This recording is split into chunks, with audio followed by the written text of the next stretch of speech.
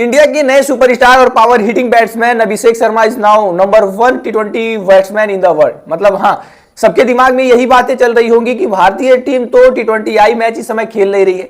तकरीबन 5 महीने से ज्यादा का वक्त हो गया, भारतीय टीम ने एक भी टी20 आई का मुकाबला ही नहीं खेला है। तो आखिरकार Abhishek Sharma world number 1 ranking में टी20 आई में नंबर 1 बैट्समैन कैसे बन सकते हैं? और जहां पर दूसरी टीमें लगातार मैच खेल रही है, ट्रेविस हेड तो नंबर 1 पर है, लेकिन आखिर ये आईसीसी की लेटेस्ट अपडेट में अभिषेक शर्मा को नंबर 1 कैसे बना दिया गया? बहुत सारे लोगों का तो ये मानना है कि भाई जैसा हमारे आईसीसी के चेयरमैन है, चाहे वो जो कुछ भी कर दे, उनके हाथों में है सारी चीजें और वो चाहेंगे कि इंडिया के प्लेयर ही हमेशा ऊपर रहे, वो हमेशा टॉप पे दिखने चाहिए। तो मैं आपको बता दूं, अगर आप लोग भी ऐसा सोच रहे हो तो ऐसा बिल्कुल भी नहीं है। इसके पीछे की क्या बात है और क्या रूल इसके ऊपर लगता है, चलिए मैं बताता हूं, और किस वजह से अभिषेक शर्मा लेटेस्ट आईसीसी की रैंकिंग में टी20 आई में नंबर 1 पर आए हैं।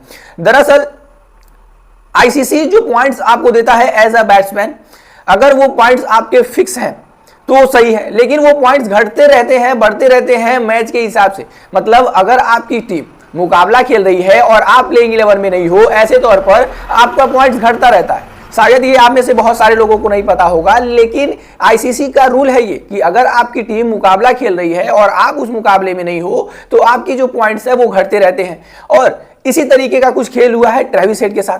ट्रेविस हेड जो पाकिस्तान के साथ ऑस्ट्रेलिया ने 3 टी20 आई मैच खेला था, उसमें हिस्सा नहीं थे। अभी वेस्ट इंडीज के साथ 5 टी20 आई का मैच ऑस्ट्रेलिया ने खेला है, वहां पर ट्रेविस हेड हिस्सा नहीं थे। यानी कुल मिलाकर 8 टी20 आई मैचेस में ऑस्ट्रेलिया के लिए ट्रेविस हेड ने हिस्सा नहीं लिया है, और ऐसे तौर पर उनके जो पॉइंट थे वो ऑटोमेटिकली धीरे धीरे करके कम हो गए। और जब वो इतने ज्यादा कम हो गए कि अभिषेक शर्मा से उनके पॉइंट कम हो गए, तो ऑटोमेटिकली अभिषेक शर्मा नंबर 1 पर आ गए। क्योंकि ऑन दी अदर हैंड अगर आप देखोगे, जहां पर अभिषेक शर्मा के पॉइंट वहीं पर स्टक थे, क्योंकि टीम इंडिया एक भी मुकाबला 6 महीनों में 5 महीनों में इंटरनेशनल कोई खेली ही नहीं है टी20 आई मुकाबला। इस वजह से ना ही अभिषेक शर्मा का पॉइंट घटा और ना ही टीम इंडिया की वजह से इनको कोई नुकसान हुआ। लेकिन ऑस्ट्रेलिया में टीम लगातार मुकाबले खेलती गई, 8 टी20 आई मुकाबले खेलिए बिना ट्रेविस हेड के, तो ऐसे तौर पर ट्रेविस हेड का जो पॉइंट था वो गिर गया और अभिषेक शर्मा का पॉइंट वहीं स्टक था। और अभिषेक शर्मा से जब नीचे गिर गया तो अभिषेक शर्मा ऑटोमेटिक नंबर 1 पर आ गए, और नंबर 1 पर आने के बाद इन्होंने कई सारे रिकॉर्ड भी बना दिए हैं। मतलब हाँ, he is the only third batsman from India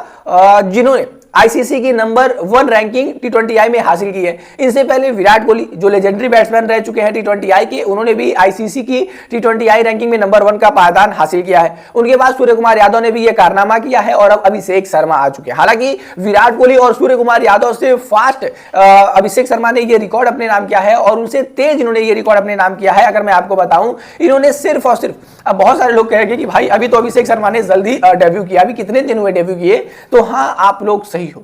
इस वजह से ही मैं कह रहा हूं कि he is the fastest batsman. मतलब इन्होंने सिर्फ और सिर्फ 16 इनिंग खेली है और 16 पारियों में इन्होंने टी20 आई की रैंकिंग में नंबर 1 का पायदान हासिल किया। और आज तक वर्ल्ड क्रिकेट में कोई भी बैट्समैन नहीं है ऐसा कि टी20 आई क्रिकेट में सिर्फ और सिर्फ 16 इनिंग ही खेलकर कोई बैट्समैन नंबर 1 टी20 आई बैट्समैन बन जाए, तो आप उसकी काबिलियत का अंदाजा लगा सकते हो। 16 पारियों में अभिषेक शर्मा के नाम तकरीबन 550 रन है, 2 शतक है, 2 हाफ सेंचुरी है। इससे पता चलता है कि सिर्फ 16 पारियों में 2 सेंचुरी। पहली सेंचुरी तो उन्होंने अपनी दूसरी पारी में ही लगा दी थी। हालांकि अभी इंग्लैंड के खिलाफ जब हमने लास्ट अपना टी20 आई मुकाबला खेला था, वहां पर भी अभिषेक शर्मा 54 गेंदों पर 135 रन बना देते हैं। तो ये आपसे पता चलता है कि रन भी ये काफी लंबे लंबे बनाते हैं। इस वजह से इनके जो पॉइंट्स हैं वो 2-3 मैचों में अगर थोड़े थोड़े भी बढ़ते हैं तो एक मैचों में इतने ज्यादा बढ़ जाते हैं कि इनके आसपास कोई दिखता ही नहीं है, वो इतने लंबे लंबे रन बनाते हैं। हालांकि वो है इस लंबे रन का जो इंतजार है वो थोड़ा लंबा भी करना पड़ता है, वो हर मैच में हमको चलते हुए नहीं दिखते हैं। लेकिन अभिषेक शर्मा का वही मेंटेलिटी है, उसी तरीके का उनका वो बैटिंग स्टाइल है, वो सहवाग वाला उनका एटीट्यूड है कि आते ही पहली गेंद अगर मेरे पाले में है तो मैं पहली गेंद से ही मारना चालू करूंगा और पहली गेंद से ही मैं अटैक करना चालू करूंगा।